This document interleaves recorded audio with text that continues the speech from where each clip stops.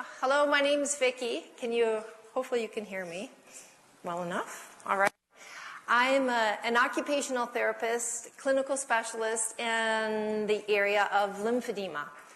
And in addition to working here at UC Health, I also teach around the country and actually internationally on the whole area of lymphedema. So it's great to be here today to share with you my passion and... Is it too loud? Yeah, just reverb it a little bit. Okay. So can you hear me better? Does that feel a little better? It's great to be here just to share with you my passion about lymphedema. I just feel it's such an unknown area, and it's my hope today that you'll walk away with a better understanding of lymphedema, as well as the fact that many of the techniques that we use for lymphedema can be used for regular edema. So those of you who are working with chronic dependent edema, there is no such thing really as chronic edema. Sometimes you'll see that in the charts. Chronic edema would be a lymphedema because you'll find through the lecture today that it's morphed into more of a protein-based kind of swelling. So let's begin, and feel free to ask any questions along the way. So Dr. Stanley Roxon is a physician at Stanford University and a cardiologist who is now specializing in the area of lymphedema. And he gives a presentation all the time. He presents all the time. And he talks about the lymphatic system being kind of like the mortar. So if you were to look at the brick wall as the body, the mortar that you see here is the lymphatic system. Without the mortar, our bodies would fall apart. Our bodies could not function without the lymphatic system. Yet very little is known about the lymphatic system. So I want to share with you this little video. Many of them are my former patients.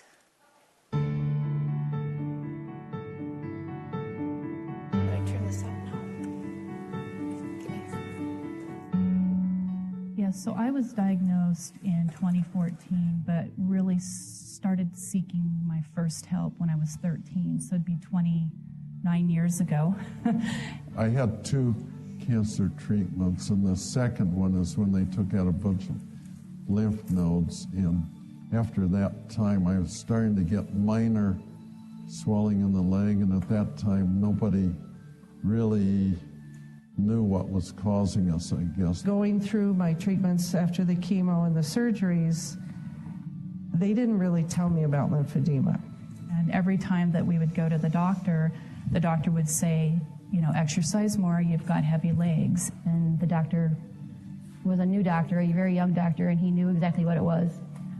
But unfortunately, he said, here's a diuretic, and that's all you do.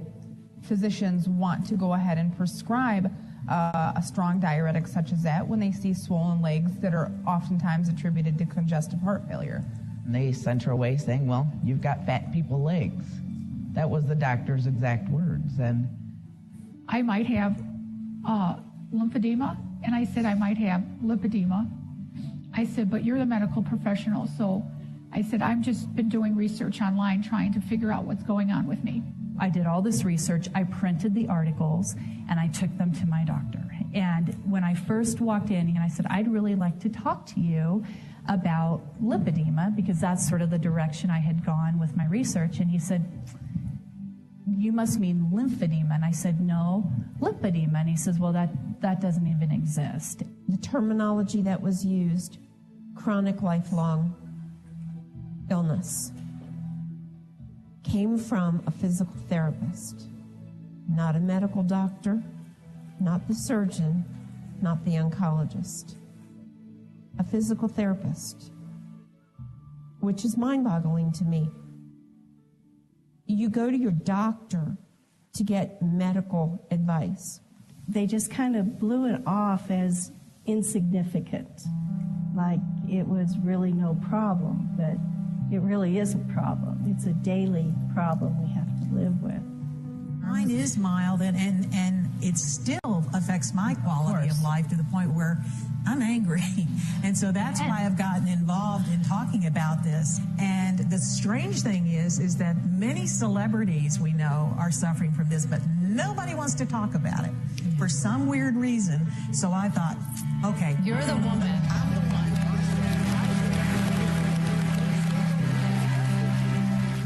They need to be either taught the basics of what lymphedema is or a thyroid condition, and if not, send you to the right person.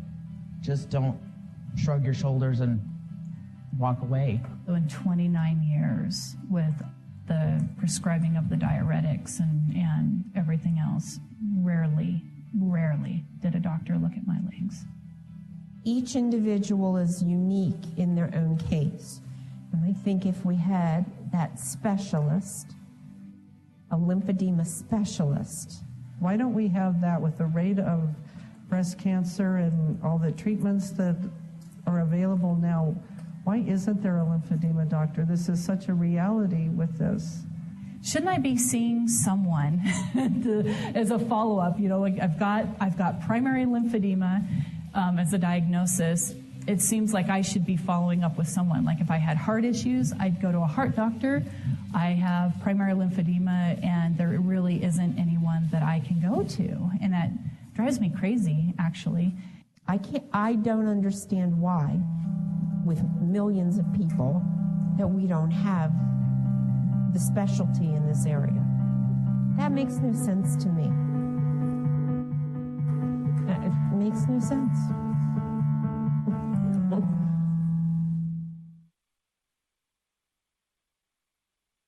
So one of my patients recently went to this physician, Dr.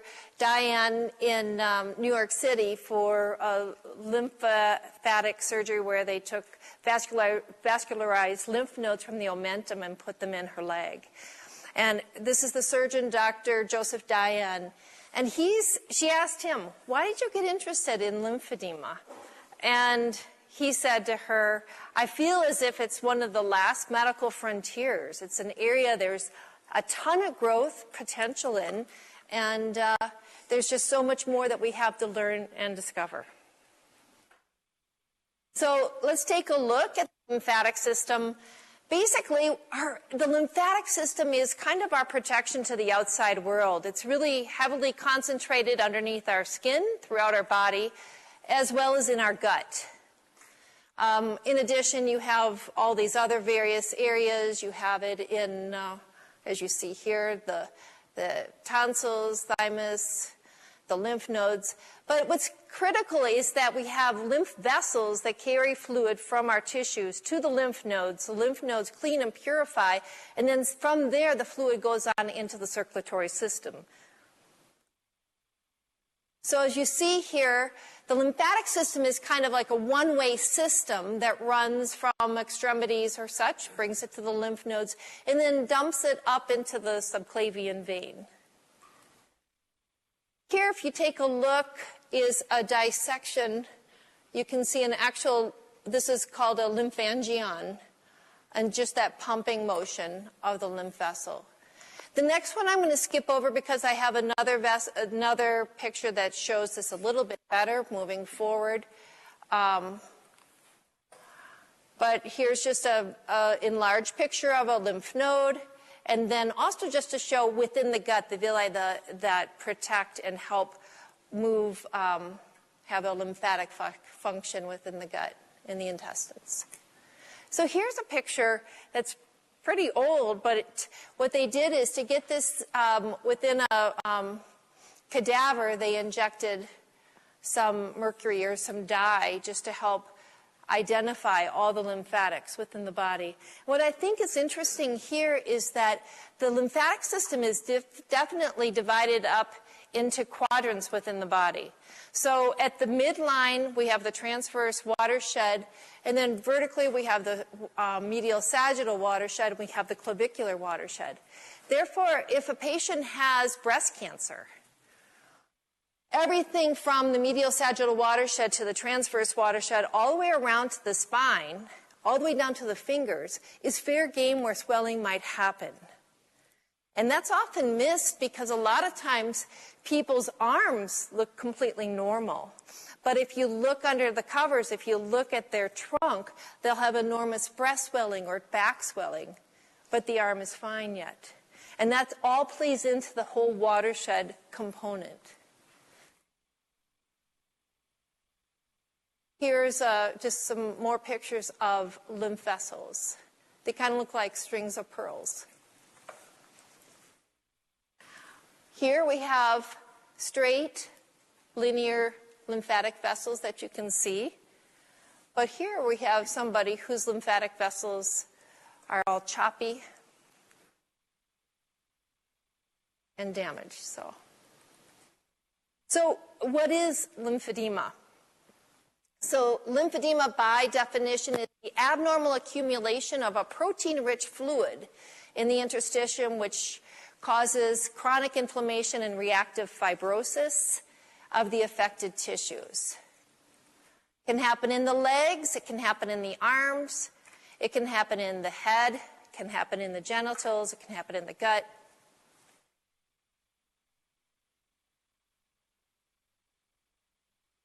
So to diagnose, typically with lymphedema, true lymphedema, you'll find that there's asymmetrical swelling. So maybe both legs are swollen, but one leg is going to be more swollen than the other, or they might not just be symmetrical. Here you can see the arm. One arm will be more swollen than the other. But does everyone know a stemmer sign is if you pinch the skin on the second digit, typically that skin should just lift up nicely. But if you pinch that skin and it's kind of meaty and it feels kind of thick, that's called a positive stemmer sign, and that's an indication that there's lymphedema. Also pitting, edema, and if there's any kind of sensory deficits along with the swelling. Here's a definition of a chart between edema and lymphedema. Lymphedema is a symptom.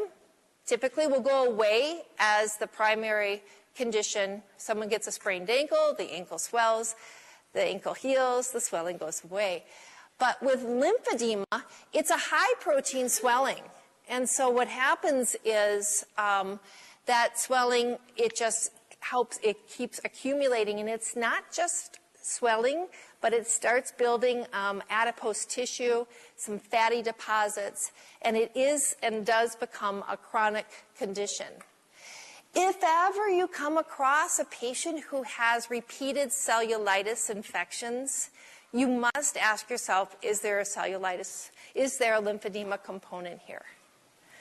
Because that's kind of an obvious trigger. If someone has repeated cellulitis infections, you see it's just that whole high protein content issue. It's almost like we have a built-in petri dish underneath the skin. All you need is a mosquito bite, a scratch, or something to inject a little bit of bacteria underneath the skin, and boom, you just keep getting these repeated cellulitis infections. So there's different kinds of lymphedema. There's primary lymphedema and there's secondary lymphedema. Primary lymphedema is here, it says the imperfect development of a lymphatic system. And it can present itself at birth, but it can also present itself around oftentimes the 3 Ps, puberty, pregnancy, or perimenopause. Secondary lymphedema, worldwide, the #1 cause of lymphedema is filariasis. But also it can happen because of surgery, radiation from cancer. It can be from the removal of lymph nodes. It can be from trauma, traumatic injuries that have just totally damaged a limb. It can be from repeated infection. It can be from chronic venous insufficiency. And sadly, morbid obesity is becoming one of our #1 causes for lymphedema, just because everything in the body just gets so stretched out, just doesn't function. And on top of that, the pannus, the large stomachs, put an enormous amount of weight on the inguinal lymph nodes, causing a blockage of sorts, not allowing that fluid to come up from the legs. In addition to that, so many patients who have the obesity issues perhaps have some Pulmonary edema kind of issues often find themselves sleeping in their recliners, and so never really getting a good night's rest where they're level, So here I want to show you just some anatomical locations where lymphedema can happen. As I said, it can happen in the arms. It can happen in the legs. See on the far side over here, the asymmetry. One leg looks almost perfectly normal, and the other leg is quite a bit larger. Here it's all over the body. And here's something I'd like to mention too. If especially you are working with people who they're really sick and systematically throughout their body, they've got some swelling. If you notice that they've got swelling in their arms and both legs, then you need to look and ask, is this is a systemic issue more so than true lymphedema? And what I would say is oftentimes with patients who have swelling throughout their body like this, if you can check their albumin levels and make sure that their albumin levels go up, because clearly there's osmotic pressure issues going on with a lot of the protein issues outside of the bloodstream. It's a low protein. It's almost like this waterfall effect that happens into the tissues. So, always keep that in the back of your mind. Sometimes I've had patients, they've been put on Liquicell or some kind of a high protein kind of a drink to just help equalize and bring up that blood protein level just to improve things. It can happen in the genitals, it can happen in babies, and it can happen in the head and neck. Lymphedema is just much more than just a fluid buildup, though, as I said. It's a chronic inflammation that creates fibrosis, that then secretes these fat deposits and changes of the skin, and it results in this repetitive infection. Over here you can see a slide of a lymphatic limb with the LY versus a normal limb. And you can just see the thickening of the skin, the actual thickening of the skin as a result of the buildup of the fat deposits. Here too is a cadaver arm, and same person, right versus left.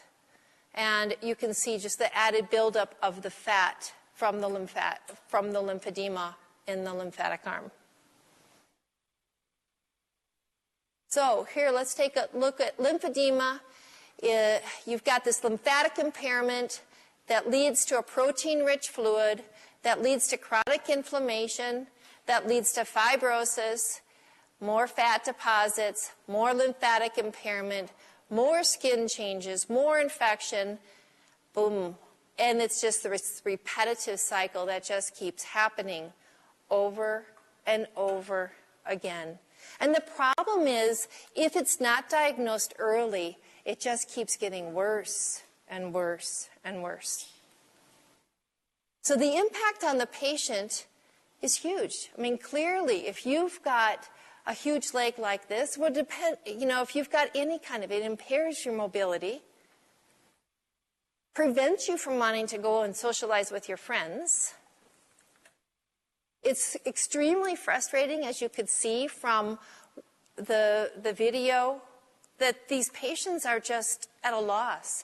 On average, I would say most patients tell me they've had to go to about 7 different physicians before they've been diagnosed with lymphedema. And many times patients will go, they'll have swelling in the leg, they'll go and have a Doppler taken, and the Doppler's negative, and then the next month they get sent back for another Doppler, and they get sent back for another Doppler. And at some point you got to just say, it's got to be something other than a blood clot that's not showing up. In addition, there's finances. Medicare does not cover compression garments. Many insurance companies will cover compression garments, but Medicare doesn't. So here you have patients who have to pay for compression garments. And with good, true compression garments, and we'll get into that in just a second, they are more costly. They're custom made for the patients, and they're made in Germany. So my message to you, first take-home message here is lymphedema is much more than just a buildup of fluid, and it's not simply a lymphatic transport issue. The impact of lymphedema goes well beyond the physical symptoms, and diuretics can actually worsen the condition. Because it's a high-protein swelling, if you take out the water, you're just intensifying the concentration of the protein that's there, and it creates more of an induration. So just remember that. So what do we do in therapy? We do something called complete decongestive therapy, and that involves skin and nail care to prevent the cellulitis infections. And then the second picture up here is, I can point on here. So this picture here is called manual lymph drainage. And the goal of manual lymph drainage is to push the fluid from that affected quadrant over the watershed into healthier areas of the body. The body is able to, say, for example, a left lower extremity is swollen. We can push that fluid all the way up to the left axilla and into the gut. And it's amazing, the changes. You'll see some changes in a second. And then after we've done that pushing of the fluid out of that limb, then we wrap the patient with these bandages. And they look like ACE bandages, but they actually have an opposite property of ACE bandages. They're called short stretch compression bandages. And the difference is that an ACE bandage has a high resting pressure, low working pressure. While the short stretch bandages have a low resting pressure, high working pressure, meaning when the person is walking, they really support the muscle. But at rest, it's pretty relaxed. Versus an ACE bandage is pretty tight at rest, but the minute the person walks, the ACE bandages give. Also, what's special about these bandages is that we use a 6 centimeter on the foot, 8 centimeter around the heel, and 2 10 centimeters around the leg, and 12 centimeters going up to the thigh. And what that does is it creates this gradient compression, because if you're pulling each of the bandages pretty much the same tension level, you're putting a little bit more pressure on the foot than you are clearly on a 12 centimeter bandage where that pressure is separated, spread out over a larger surface area. So what that does is it creates this wonderful push, and it's almost magical in how it pushes the fluid out of the limb. And then while the patient has the bandages on, we encourage exercise because it's that muscle pump against the bandages that have this high working pressure that really help facilitate getting the fluid out of the limb. And then lastly, this is a chronic condition. We've got to teach patients how to do this. So a lot of our time is spent with the patients teaching them how to put bandages on themselves. Or if they can't do it, then recruiting a caregiver to be able to put bandages on themselves. So this is kind of cool. So the manual lymph drainage, this is some new technology called near-infrared fluorescent imaging. And on the left here, you'll see this is an ankle, and you'll see this square. That's just the injection spot of where this trace substance was injected underneath by the ankle. So what that square is just electrical tape to block the radiance of the trace substance. But you can see on the left, there's really not much that happens. Whereas, see, the left is not much. In a normal limb, the lymphatic system moves relatively slowly. On the right, however, we're going to take a look at someone's doing manual lymph drainage on the foot. And see how you can see that fluid moving on up the leg. Cool. So this is new technology that the person who created this is a chemical engineer. And she's hoping that someday she can get this so that therapists can just simply put a Band-Aid on a limb and be able to see this technology that this trace substance can be injected. And so how you see this is they're looking at it with night vision goggles to be able to see that fluid going on up. So here's what I was talking about before with the principles of compression bandaging.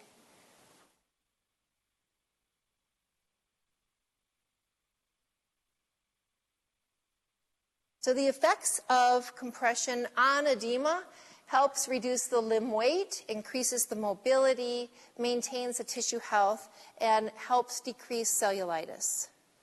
It's amazing how patients who have chronic wounds respond so nicely to the bandages that I was showing you. I've had some patients who've been in wound centers for a couple of years, and they've had chronic wounds. But by just putting them in this kind of a bandaging system, within a couple of weeks, wounds that they've had for years have been able to dry up, just because you're getting that swelling out of there. I often say with wounds, it's almost as if it was like an overripe tomato. It's just that stretching of the skin, and the skin just kind of bursts open. So compression helps with the wound healing, as I said here.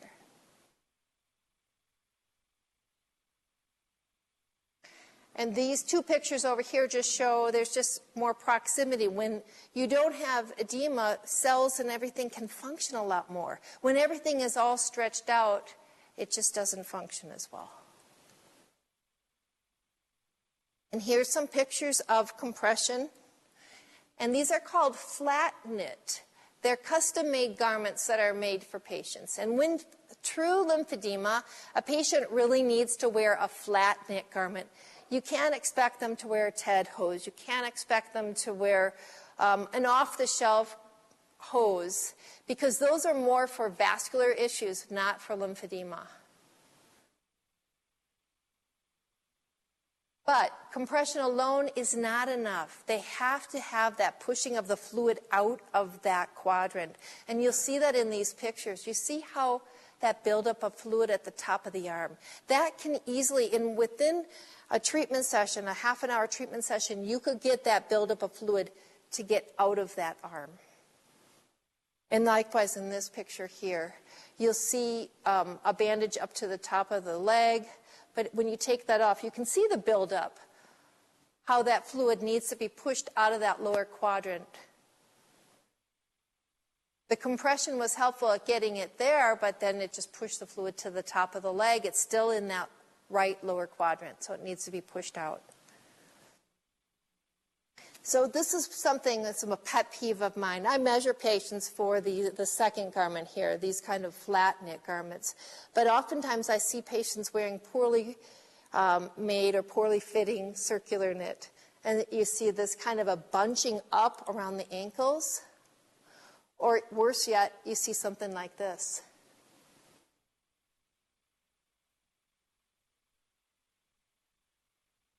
And so there's just know that there are, if you ever have a patient like this, there is much better forms of compression than something like this. So true treatment for lymphedema involves many puzzle pieces. The first is you want to have physician involvement. You want to make sure that the physician is aware of everything that's going on with the patient. You want to have a therapist who is trained in lymphedema. Training for lymphedema involves 135 hours of training. If someone has taken, there's a national exam that you can take, and then they would have LANA after their name. That just designates that they've taken this national exam. But at least they should have a CLT after their name. And then it involves the patient. And as I said, oftentimes it has to involve support. Many of our patients cannot reach below their knees. So how can they possibly bandage each of their individual toes? So that you have to try to recruit support as best you can. But this, in an ideal world, is a comprehensive management of lymphedema. And my goal, our goal for in rehab is to establish University of Colorado as a lymphedema center of excellence. We're at a great location, great part of the United States, and right now there is no other lymphedema center of excellence in the entire United States. So this is a goal that we hope to achieve within the next 10 years. So each day we're knocking away a little bit closer to get there.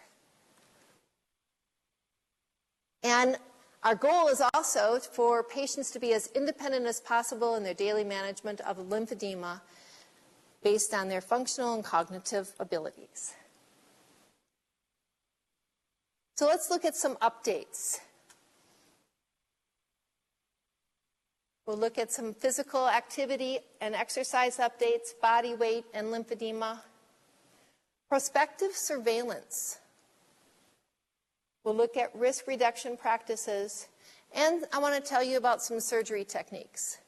So physical activity and exercise, 15 years ago when I was learning more about lymphedema, the idea was you shouldn't lift more than 5 pounds. Just don't use your arm. Don't just prevent yourself from using your arm at all. Well, that is old data. So if that were true, you would have to tell a woman she couldn't hold her baby, she couldn't lift a pot, she couldn't lift groceries, she couldn't even lift a gallon of milk. I think this is a funny picture. What would happen to this little boy as he pushes this up? This little plank is going to hit him. But this is old data. Never lifting more than 5 pounds. There's new information out that shows that with just gentle strengthening and encouragement and just slow progressive weightlifting, you can improve the strength without ever affecting or increasing the incidence of lymphedema. So again, here the conclusion is slowly progressive weightlifting had no significant effect on limb swelling and resulted in a decreased incidence of exacerbations of lymphedema, reduced symptoms, and increased strength.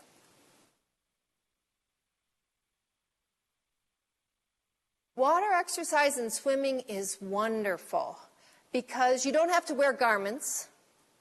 I've heard that when you're in water, every foot underwater represents 10 millimeters of mercury pressure. So for these women who are swimming and treading water up to their necks, they're in a pretty intense compression garment, on their whole body. It takes advantage of buoyancy. It improves range of motion. And it improves stamina and quality of life. So the second take-home message here is an active lifestyle is very compatible with lymphedema, lipedema, and lipolymphedema. Now, in that video, there was a woman who referred to lipedema. Are you familiar with lipedema is?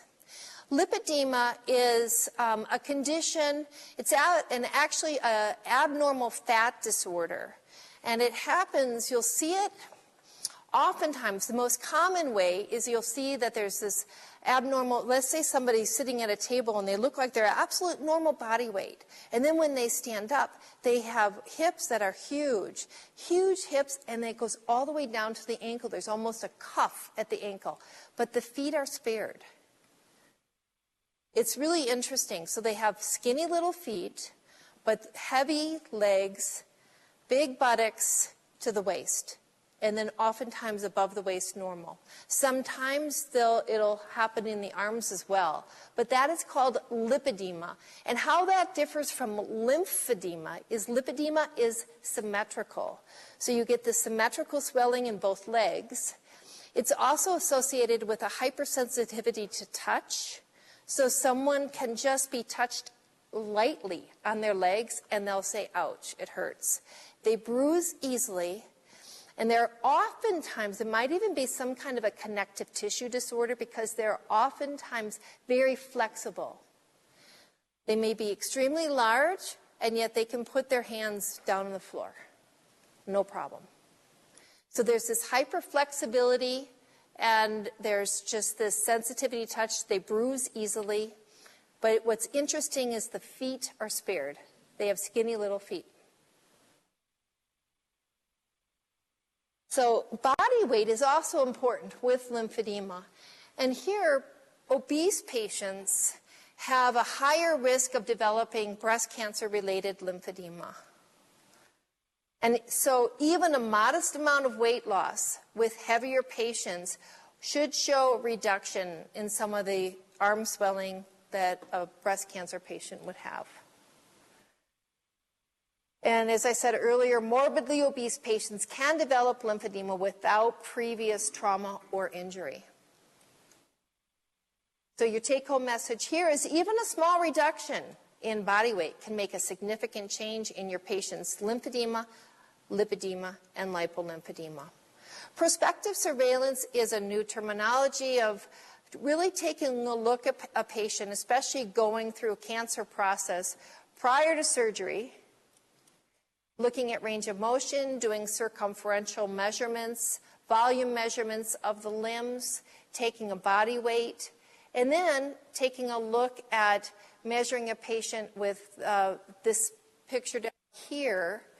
This is called a bioimpedance, where they measure, they could actually measure the fluid flow of right versus left in the arm. And they can sense whether or not there perhaps might even be some internal swelling without it showing outwardly physically that there's a difference. And then the prospective surveillance is looking at pre-op and then 1 month post-op and then every 3 to 6 months for about 1 to 3 years. And the reason is because this is also looking at different reports where if someone has arm swelling, you can see at the top, then they should automatically be referred to therapy. But if they don't have arm swelling, but they have 9 of any of the other symptoms, then they should be referred to therapy. And I don't know if you can read from where you are. Can you read the listing, what's there? Okay.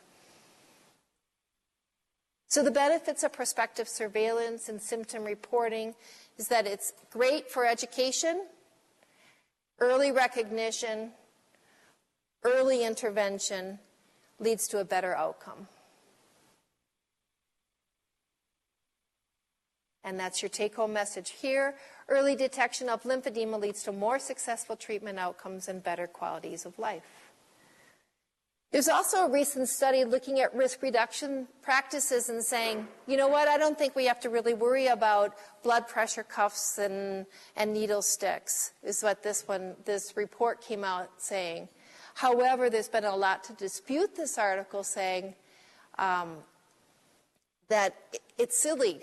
You know, if somebody's had lymph nodes removed from a limb, from the axilla, you should just be vigilant and just avoiding doing anything detrimental, because you don't want to be the one that says, oh, you triggered it, you did this. So it's best just to stay away from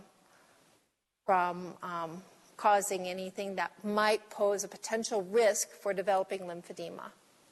So this take-home alert is my opinion, and that is cancer patients should continue to follow risk reduction techniques in an effort to prevent lymphedema. So there's just a few more things that I want to tell you about surgery. There's different things called suction-assisted protein lipectomy. They're done just a few places around the country. At the moment, we don't have this done at University of Colorado. I don't think we're doing any of this at the moment. Vascularized lymph node transfers, that's where the Dr. Diane from New York City, Sloan Kettering, is doing transfers from the omentum. He's taking nodes from the omentum and putting them in the limbs. And lymphovenous anastomosis and bypass. So a lot of these things are still slightly experimental. They're still trying to figure out what's working, but, you know, it's, as we say, it's a new frontier. So This is Dr. Jay Granzo. He was learning this technique was developed by Dr. Brorson in Sweden. Brorson is on the left, and Granzo's on the right. And so Granzo went to Sweden to learn this technique. Granzo does this technique out in Manhattan Beach in California. So here's some results from the SAPLs, the suction-assisted protein lipectomy technique. The vascularized lymph nodes, and these things keep transferring. I mean, it used to be, this was first about 10 years ago, created by a Dr. Becker in France. And she took lymph nodes from the inguinal lymph nodes and put them up into the axilla. The problem is she did it on the same side. So in therapy, we push fluid down to those inguinal nodes. Now those inguinal nodes are compromised. So they've been changing and trying to improve things. And I think the latest is by moving and taking the lymph nodes from the omentum seems to be at least disruptive to the rest of the body. There have also been points where they've taken lymph nodes from the supraclavicular region as well. Then there's lymph venous anastomoses. The problem there is, though, that it's difficult to push a lower pressure into a higher pressure, and the lymph system has a lower pressure. So attaching it to the venous system with higher pressure it seems to pop off or blow off a little bit. So that's something that people are still working on. But I want to show you, I think these are things that hopefully will stick with you, to show you a wow factor that people can improve. In about 3.5 weeks, we went from this patient to the same person, but you can see the left arm swollen on the right picture, and then after 3.5 weeks, before and after. So you can imagine the quality of life for these patients. Before and after. Before, after. Before and after. And I have a similar patient who I saw a few years ago, and he was actually worse than the one on the left here. And for 12 years, he had been seen by a physical therapist who was treating him for what she thought was lymphedema therapy, but she wasn't certified in lymphedema and clearly wasn't progressing. And in 4 weeks, he had this change. And what that impact meant for him was that now he could go on vacation, because he and his wife would want to go on vacation, and sure enough, the night before vacation, he'd get a cellulitis infection, and boom, he was in the hospital in the ICU. So by getting that high, rich protein content out of the limb, you decrease the incidence of the cellulitis infections. This is a gentleman, he was not my patient. He was in New York City. He was set to have an amputation of this limb. This was taken in January, and this is 4 months later.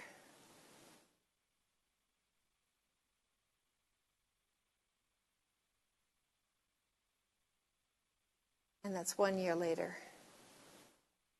So, wow, clearly the value and the excitement of being able to walk again, to be able to climb up steps, to be able to wear normal shoes is huge.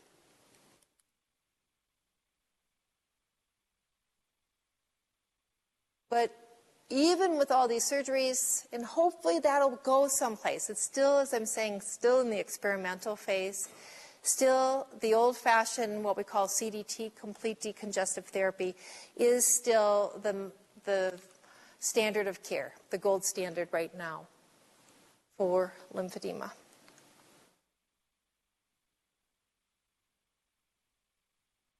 So, before I get into this is kind of fun. 2 years ago, this last year in May, we had a conference for lymphedema, an international conference held right here at University of Colorado in our conference center.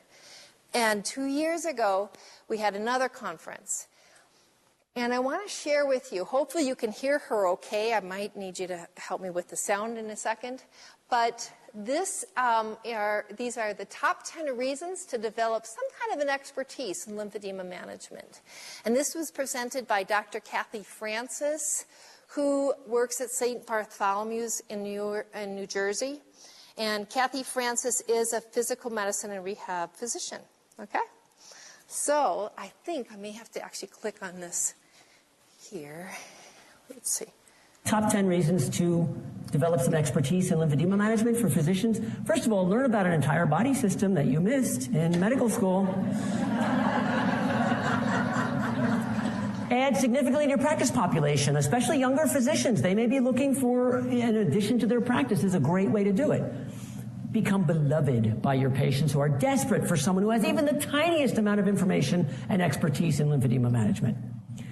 Avoid those complications that are going to happen later, almost inevitably. Be the go-to MD for you people, where you have someone with some expertise that you can actually call and ask questions. You can make a big splash as if you want to be involved in publishing, research, etc., because it's a burgeoning field, it's a new field. You can be a pioneering researcher as a physician and make a name for yourself. You can have speaking engagements. You can come and do things like this. You can, have entrepreneurial opportunities. You can open a clinic of your own, hire therapists, work collegially with therapists, and be an entrepreneur in that regard. Now you can charge for bioimpedance measurements. There's a code. As a physician, you can charge. So you can do those bioimpedance measurements, have someone in your staff do it, and charge for it. And honestly, reducing burnout, you may not believe this, but a lot of physicians are not totally happy and thrilled with what they're doing every day. And, a lot of times they're in situations where they're not seeing huge changes in their patients. Let's be honest. We see some really life-changing changes and positive outcomes in our patients that not every physician gets to see. If you start treating these patients, you can change a life almost every day because there's no one else for them to go to. And you know what? Number 10, because it's the right thing to do. So hopefully it'll happen. Thank you.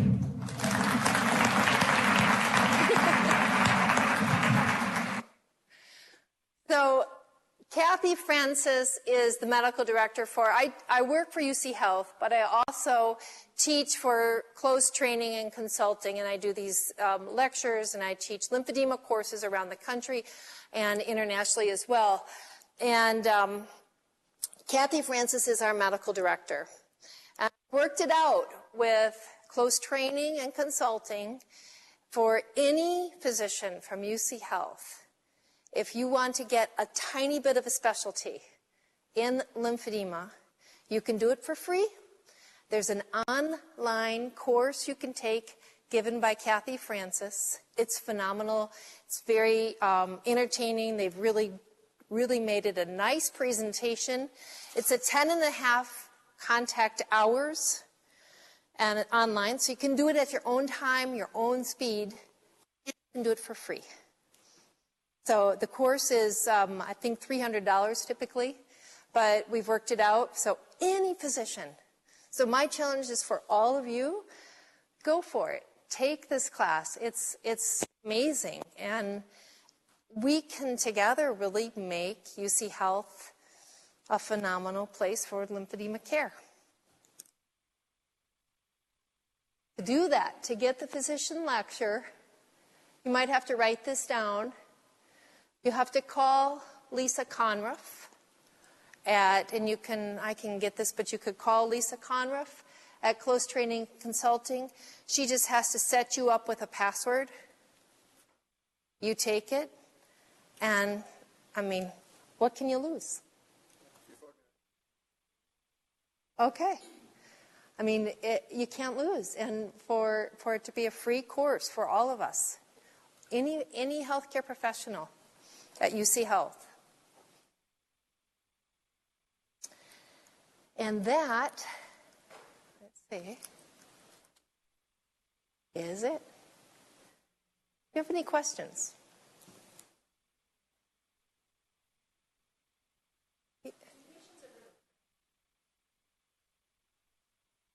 Oh, yeah. Yeah.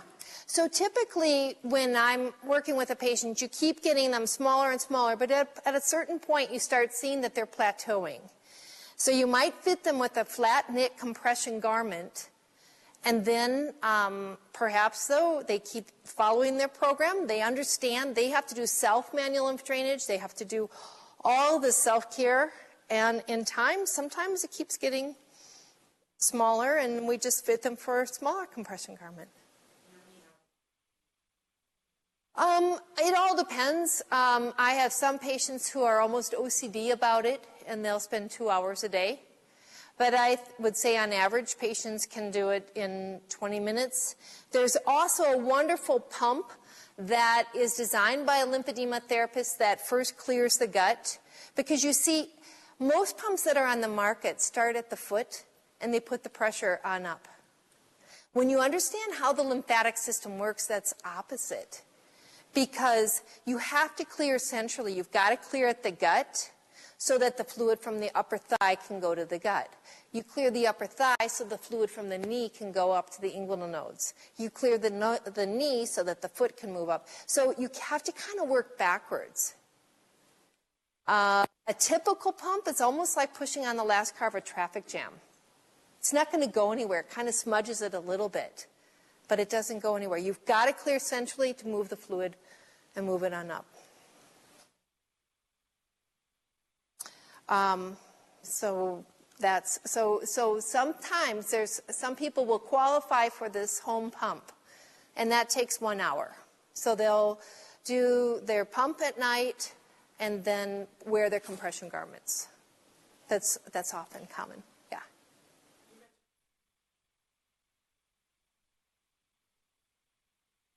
Kai Chong.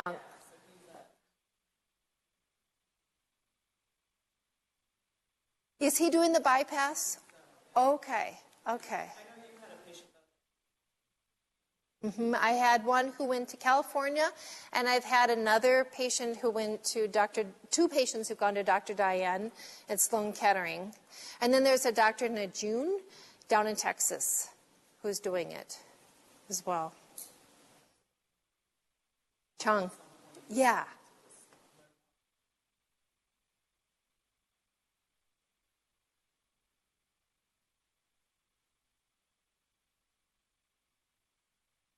Oh, awesome. Yeah, I know that'd be fantastic. We need that here. It's so silly to have to send, I've had some pretty severe patients who've had lymphedema, and as we said at the onset of this presentation, there are no physicians in the state of Colorado who have this specialty. So I've had to send them to Dr. Francis in New Jersey. And how crazy is that? So any of you guys who want to make a mark, there's a huge, huge calling for you. Yes? I have a couple of questions.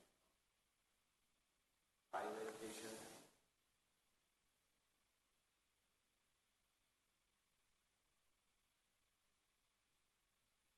Also, I was just wondering,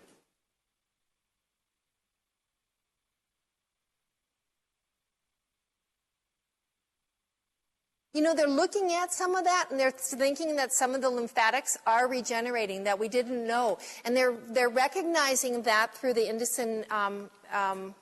the near-infrared imaging, because we've always thought that scars blocked and cut the lymphatics, whereas the near-infrared is showing that the lymphatics were going underneath scars. So there's some speculation that maybe there is some regeneration. Clearly not with the nodes, but the lymph vessels, they're thinking there is some. For diagnostics, look for asymmetry, look for pitting, look for the stemmer sign, where you pinch the second digit of either the hand or the foot, and try to see if you can lift that skin up. It's a negative stemmer sign. If it's beefy and meaty and thick, it's a positive stemmer sign. Think about patients who have stubborn swelling after knee replacements, hip replacements, foot surgeries. All of those kinds of edemas can be treated in the same way as lymphedema. All of that swelling has to still be picked up by the lymphatic system. So those of you who are at Craig Hospital, think of your dependent swelling that you see in a patient with, I don't know how to mute this. Just blank that out now. Think of patients who have chronic swelling because they're in a wheelchair all the time. That kind of swelling doesn't have to be there, because over time you're at risk at getting cellulitis, getting wounds, and you don't have to live with that. We don't have to live with swelling.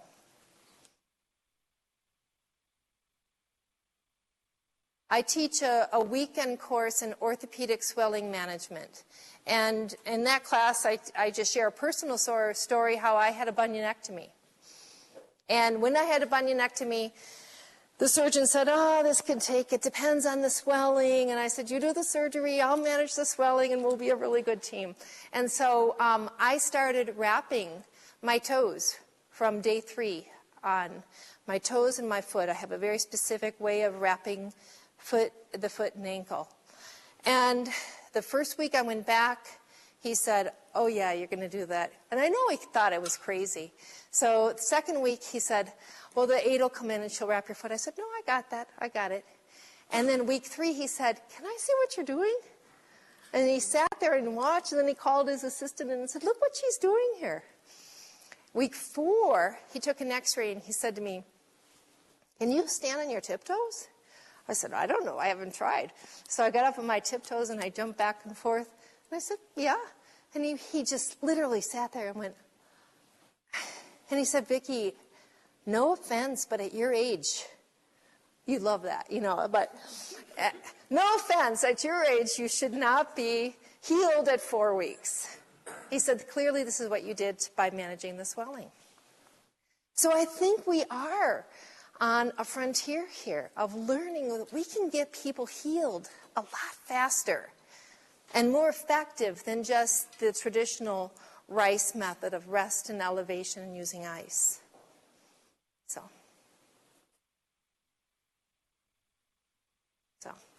any more questions?